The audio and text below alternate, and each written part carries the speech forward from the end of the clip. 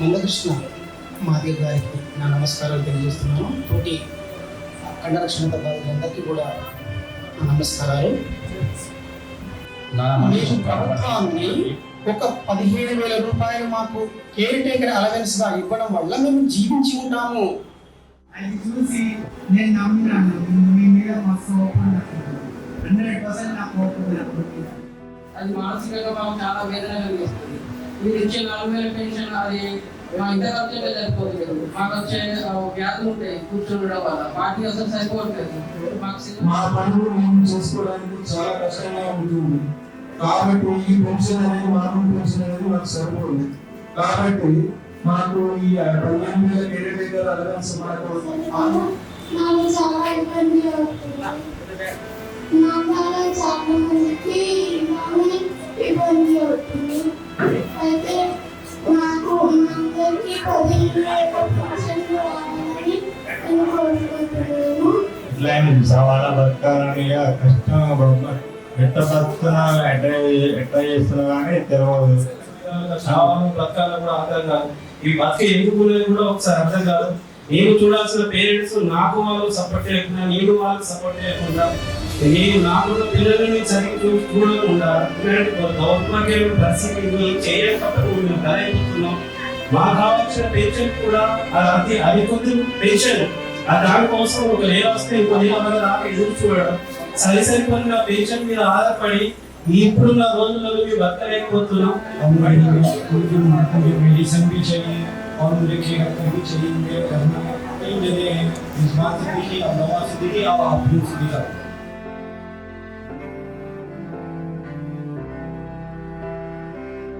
Government ఇప్పుడు మాకు ఇచ్చేటువంటి ఒక 4,000 సరిపోవడం లేదు. ఎందుకు అంటే సో మేము ఏ పని చేయలేము, ముఖ్యంగా ఏ జాబ్ చేయలేము, ఏ పని చేయలేము. ఎందుకంటే కూర్చోవడం రాదు, నిలవడం రాదు, పట్టుకోవడం రాదు, ఓకే కనీసం టైపింగ్ రాయడం కూడా రాదు. మా యొక్క బాధలు ఎవరో వినడానికి కూడా ముందుకొచ్చే వ్యక్తులు లేరు ఇప్పటి వరకు.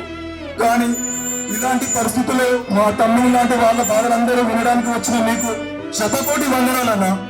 సో ఒకప్పుడు ఈ రోజు మీరు చూసిన మేము 1 year తర్వాత మమ్మల్ని చూసి ఇందులో సగం మంది వీల్ చైర్లో కూడా కరెక్ట్ గా కూర్చోలేదు. అలాంటి సిచ్యువేషన్ వస్తుంది. ఎవ్రీ ఇయర్ ఇది గ్రాడ్యువల్ గా పెరుగుతుంది. ఇది ఎలా ఉంటుంది అంటే ఇంతకుముందు 10 ఉన్న 90% మంది ఒక 3-4 years దాకా నడిచేవాళ్ళు. సో చాలా మంది నా టీఎంఏ వాళ్ళందరినీ కలిసారు, కానీ ఎవరు కూడా మానవత దృక్పథంతో పోవాలి. మీరు ముందుకు వచ్చారు సార్, మీరు ఏదైనా పట్టుకున్నారు అంటే వాళ్ళకి వదిలిపెట్టడం మాకు తెలుసు.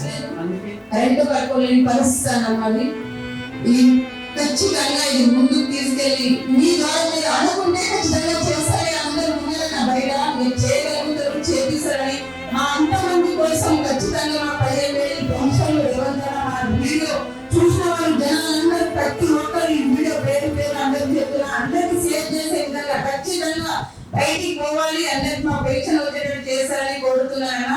అదనాడు భర్త చనిపోయిండు, మా అమ్మ వాళ్ళ ఇంట్లో ఉండి కష్టం చేసుకుంటా చదివించాను కొడుకు.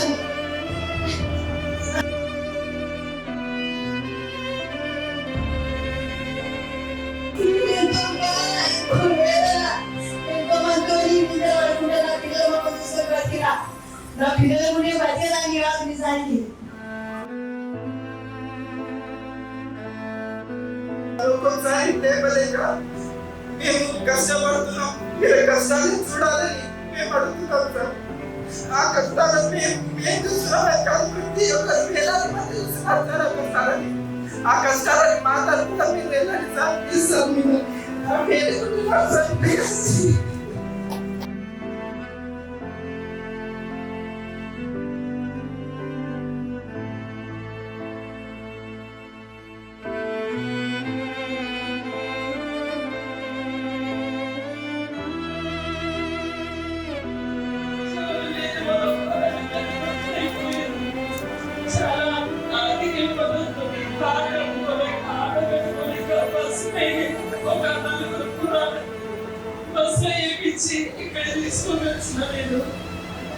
క్షీణించిపోతూ ఉంది రోజు రోజుకి. నాకు తెలియకుండానే క్షీణించిపోతుంది.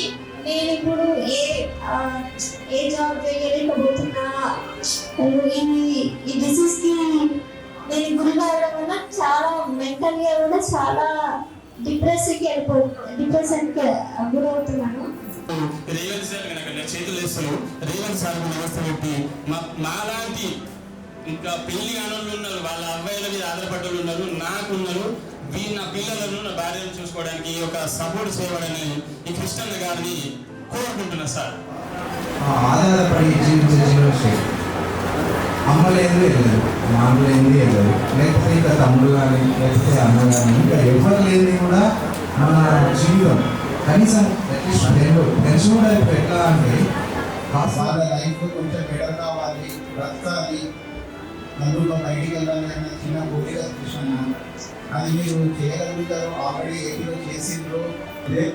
మరి మాకు డాక్యుమెంట్ సాధించిన సాధించిన అది 32 సంవత్సరాలు. సమస్య చిన్నగానే వస్తుంది కానీ చాలా ముఖ్యంగా ఉంది. దీన్ని తీర్చడానికి ఈ అమెరికా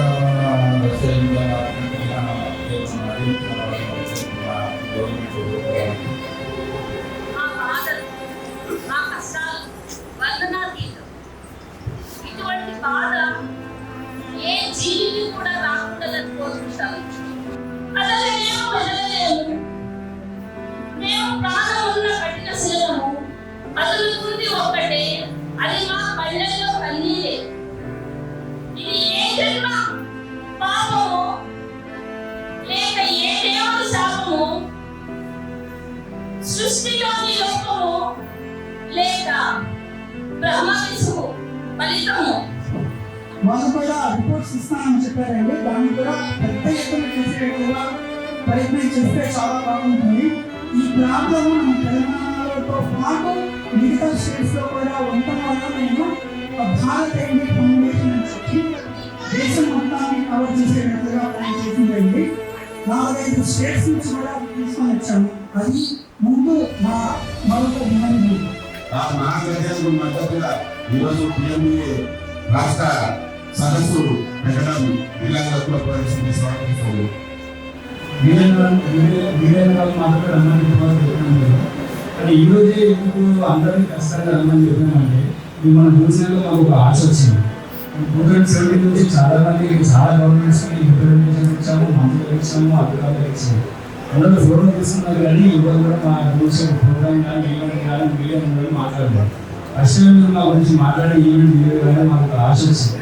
ఆ ఆశతోనే ఎంత బాధ అయినా సరే, ఎంత ఆర్థిక ఇబ్బందులు ఉన్నా సరే అందరూ ఖచ్చితంగా రావాలని చెప్పేసి మీరు ఖచ్చితంగా ఎంతమంది నెలలు చేస్తాను. ఒక 20 సంవత్సరాల కింద ఇదే బాధ. రవి మా ఇంట్లో నలుగురు మేము చచ్చిపోతామనుకున్నా చాలని వచ్చినప్పుడు అప్పుడు మన సంఘాలంతా కలిసి లేదు చావద్దు మనతో మనందరం కలిసి పడతారని ఆ రోజు నుంచి 3 రోజుల వరకు మా బాధ అందరూ ఎదుర్కొన్నా ఒక రేసుడే ఒక్కరు ఒక బాధ ఇది. దీనికోసం మేము 8 సంవత్సరాల నుంచి పోరాటం చేస్తున్నాం. 4 గోడల మధ్యకి వెళ్ళి మేము బయటకు వెళ్ళాలి అంటే ఎంతో కష్టపడాలి. అలాంటిది 8 సంవత్సరాలు ఇదే ప్లేస్లలో ఒక 5 టైమ్స్ వచ్చాను. 8 సంవత్సరాల నుంచి కలవని మంత్రి లేడు, కలవని ఎంపీ లేడు, కలవని దానికి ఒక ప్రతి ఒక్కరి కలిసాను. ఒక్కరి మాట ఇస్తామని కృష్ణ ఉన్నాడు. మనకి మా పిలుపు కోసం ఈ రోజు వచ్చి 2 సంవత్సరాలు వచ్చి బయటకు వచ్చింది కదా. ఈ రోజు కూడా చాలా రావాలంటే చాలా కష్టం తెలుసు. కానీ ఎంత కష్టం అనుకోయినా సరే దయచేసి ప్రతి ఒక్కరు అంటే గ్రూప్ సభ్యులు ముఖ్యంగా కలుగుతారు. ఇంకా చాలా మంది రాలేకపోతున్నారు. ఇక అంటే బెడ్కి పరిమితమైన వాళ్ళు చాలా మంది రాలేకపోతున్నారు. మా బాధ మొత్తం మీరు చూసి కదా. ఏదేమైనా మన ఆంధ్రప్రదేశ్ లో ఎలా కేంద్రీకరణ 4,000 పెన్షన్ 6,000 పెన్షన్ అలా 7% ధర్నా చేయాల్సి వచ్చేసింది. ఆ ధర్నా ఇది ఆ చిన్న పిల్లలకు సంబంధించిన పరిస్థితి. ఇది ఆ రోజు మీటింగ్ వేదిక మీద రాష్ట్రీయ నాయకులు డాక్టర్లు ఆ బిడ్డ చనిపోయాడు చూడండి నా చేతిలో వెళ్ళిపోవాలి. ఇప్పుడు చెప్తున్న ఈ సీన్ 2004 ఆగస్టు 7 మన సమస్య మీద దృష్టి చర్చించే విధంగా అంతిమంగా అసలు ఏళ్ళ తరబడి ఈ సమస్య పరిష్కారం కోసం తిరిగాం కదా. కొన్ని నెలల్లో ఈ సమస్య పరిష్కారం జరిగే విధంగా అసలు ప్రభుత్వం మీద అవసరం ఉంటే రేవంత్ రెడ్డి గారి సర్కార్తో యుద్ధమే చేసేది